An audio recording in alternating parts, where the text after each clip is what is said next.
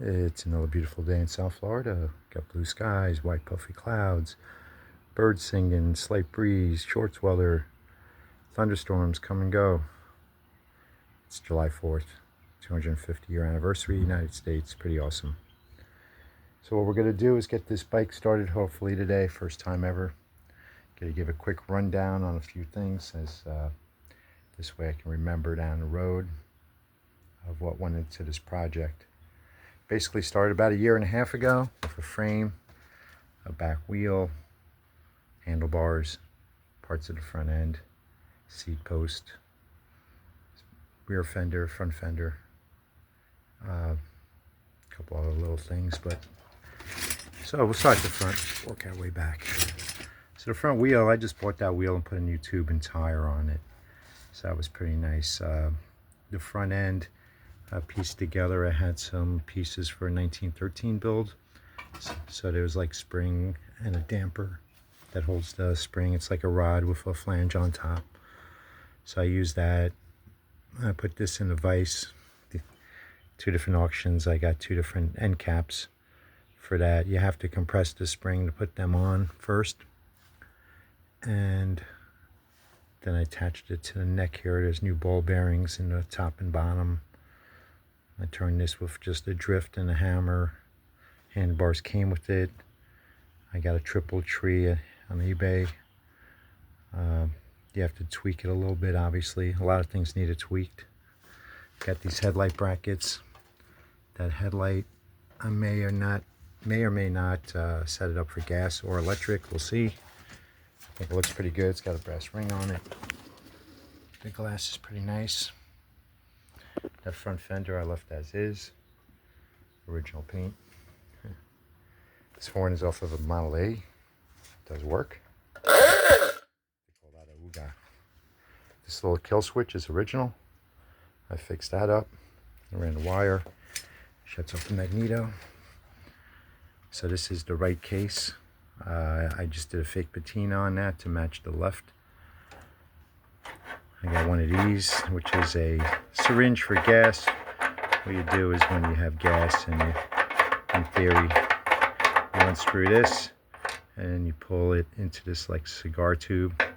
When I bought it, it was a little long, so I cut it, soldered it down, mostly for show, you know. I'll tell you in a minute.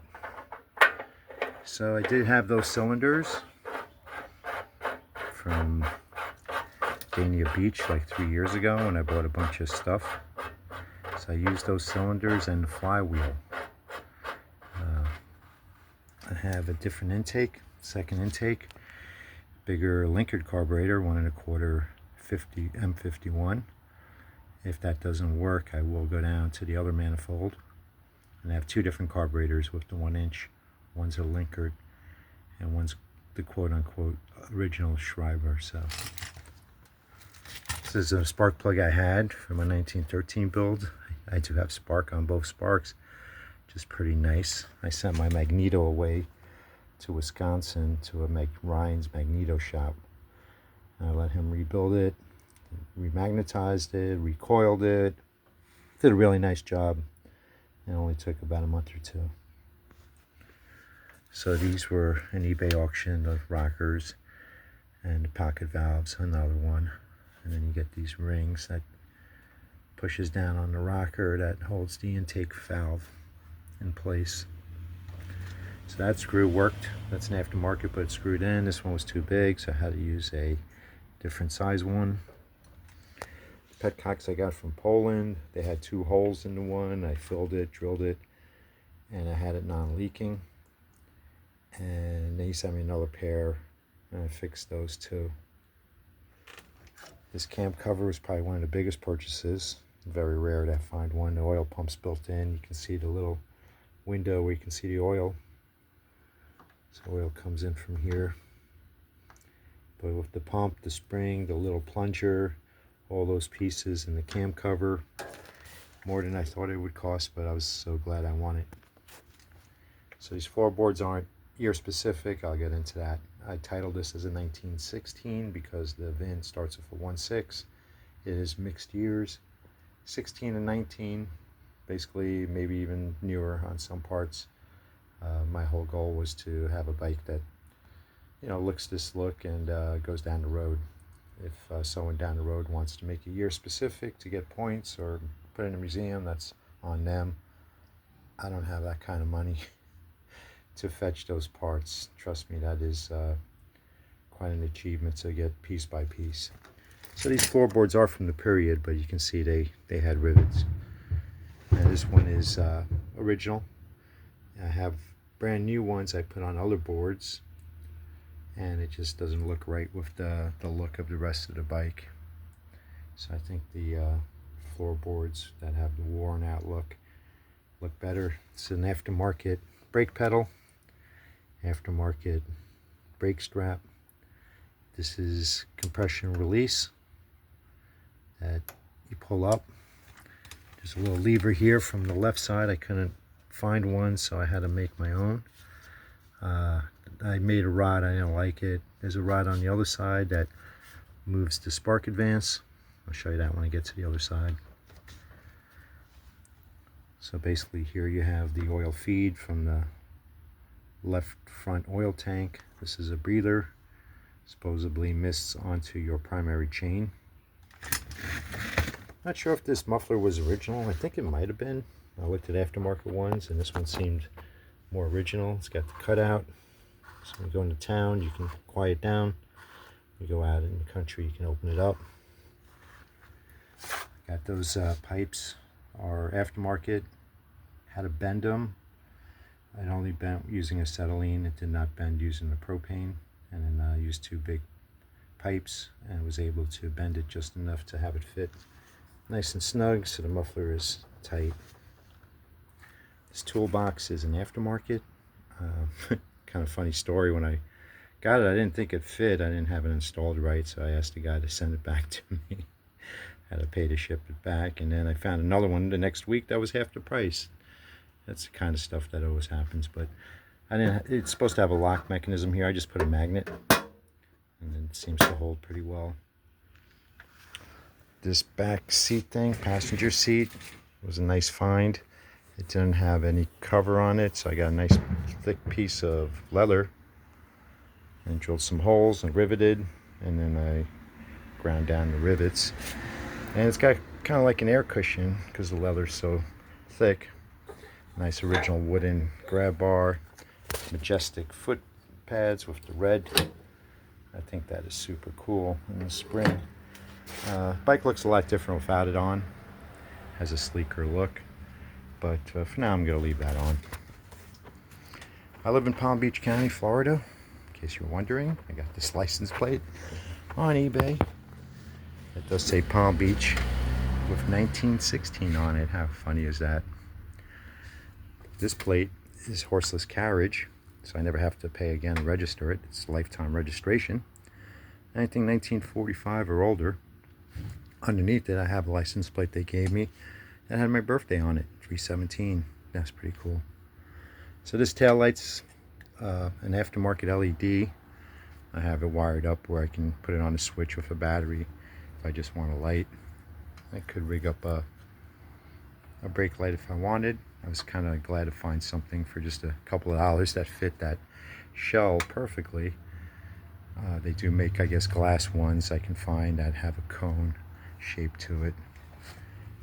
The back latch does work with the rear stand. I have it on the dolly to be able to maneuver around the garage a lot easier.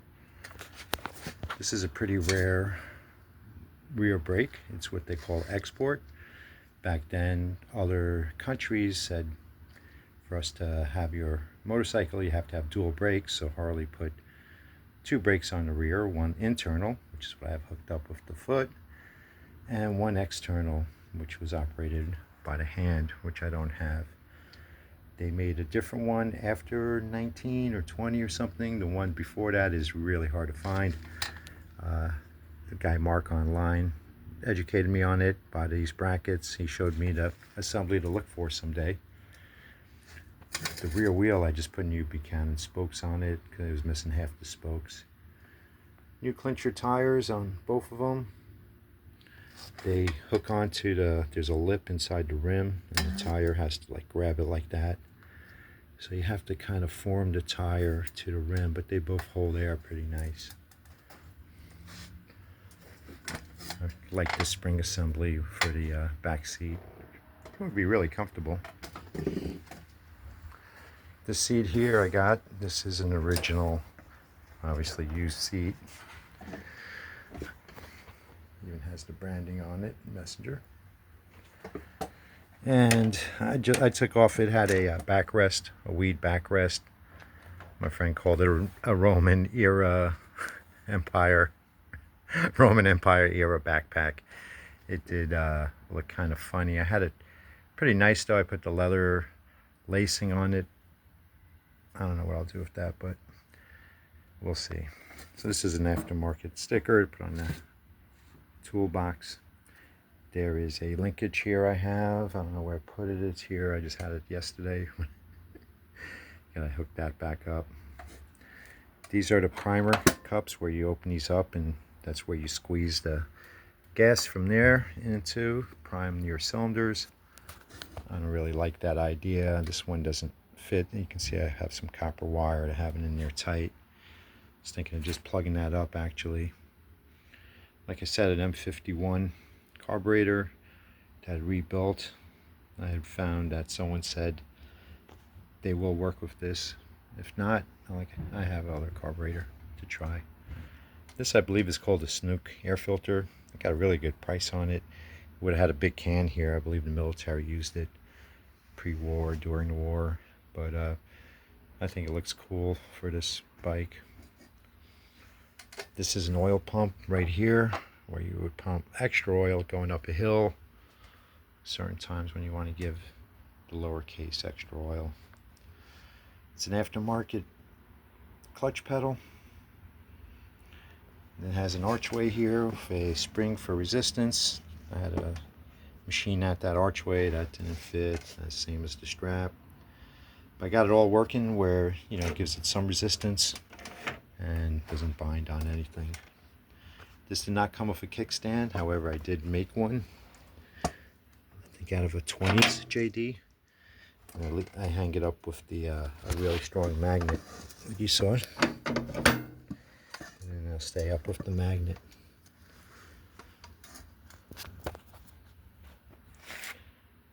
Got the choke. So I don't know if this is aftermarket. I can't believe that they would have one this nice that was that old, but it's a pretty good replica and it got a really good price on it. There was an auction one time where I won like 6 out of 8 things that I wanted. It was quite exciting. My friend told me that is an original rear chain guard that came with the bike. Of course, there's a lot of little things, like I had one adjusting screw and one thing, so you had to buy another. Of course, they sell them in pairs. Putting your chain on. And inside I put knucklehead cylinders, pistons, I'm sorry. I had other pistons in there, other connecting rods. I wanted to increase my compression, so instead of the flat pistons, I put dome pistons in.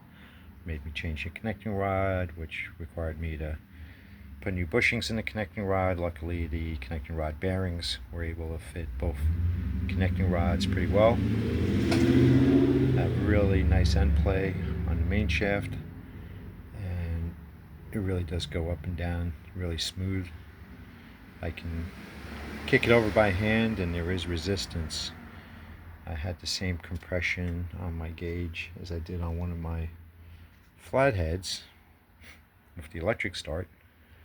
So either the gauge is messed up or that's all the compression I will need to get it started, which I was hoping will be today. I have to put some gas in there. I think there's still some oil in the tank. I might just squirt some gas in there, see if it fires. Those brass cups there are, you put lubrication for your rockers at the front end. I really like that paint, original paint. And this was the money shot here. This was original paint, left tank. So the front is oil, the back is gas. I don't know if you remember that process. I had fixed it and tried to match the patina. I used Caswell, a really good tank sealer, after fiberglassing it, marine grade fiberglass, and it does hold gas and oil. I got some original caps, and this is an original shift plate that came with it. This is original. This is a little long for some reason. I sell the cups for these pumps in case anyone needs. But these guys here, I think they're gonna really fit the ride. So got internal throttle and spark advance, new end caps. I know it's so shiny, but couldn't find used ones, and for now that's fine. And the coil with the wire inside, that's all new. So a lot of new parts, a lot of old parts. I think it's pretty cool. Hope it fires up. I'm gonna go have lunch and come back out here, put the fluids in and fire it up. If not, I don't know, back to the drawing board. If not, it could just be the timing. What I mean by that is I didn't build this magneto, someone else did, and I'm assuming that they're the right way, if that makes sense. It's not the other way. So I would try that too. Maybe they have the front and rear cylinder reversed from the markings of the magneto. There's a 1 and a 2. I'm not sure. I don't really want to ask the guy because I'm sure he doesn't remember anyway. It's been about 8 months. Hope you're having a great day. I wanted to mention some of these things before I forget. There was a lot of little things, a lot of grinding, and what I did is I married a 61-inch left case to a 74-inch right case. That was a big mistake, but it's what I had at the time. And why it's a mistake is I did it by hand, and then I had a little extra, too much took out from the ends. So I got a compression plate that was too thick. That was like an eighth of an inch thick, and it didn't even cover my mistake of a little extra clearance. So I made another plate that would cover all of it, and I sandwiched that in between 2 gaskets and used that copper RTV sealant. Gave it a soapy water test, and I don't see any leak. I changed all the case studs, new clamps for holding it onto the bike, both sides. It has new connecting rod bearings, new bearings for the shaft, new pinion gear, a lot of little things. How to make the woodruff key for the magneto gear. I just bought a kit and then got it down to the size to fit the keyway. If you have any questions, leave them down there. Like I said, this took me about 1.5 years. It's looked like this for several months, but I had nice spark, both spark plugs today. I got the compression, same as on my flatheads. So compression, fuel, spark. Should get some kind of action. I'd be pretty excited. Either way, I got other projects waiting in the back. Really cool lower generator shovel with pan head upper, stamped as a 50 FL. I'm going to throw in a 67 rolling chassis. Have a rebuilt transmission for that. That's going to be pretty exciting. It's that white bike over there. Sportster I put back there a couple years ago. I need to get back on that. And there's a Triumph chopper I want to build. And that's about it. Oh no, I'm not kidding. There's a couple other bikes in the house. 1913 parts pile, 1946 WL, 1949 WL, 1924 JD. I have to work on the 45 later. The clutch needs adjusted on that. I hope you're having a great day. Thanks for watching. Peace.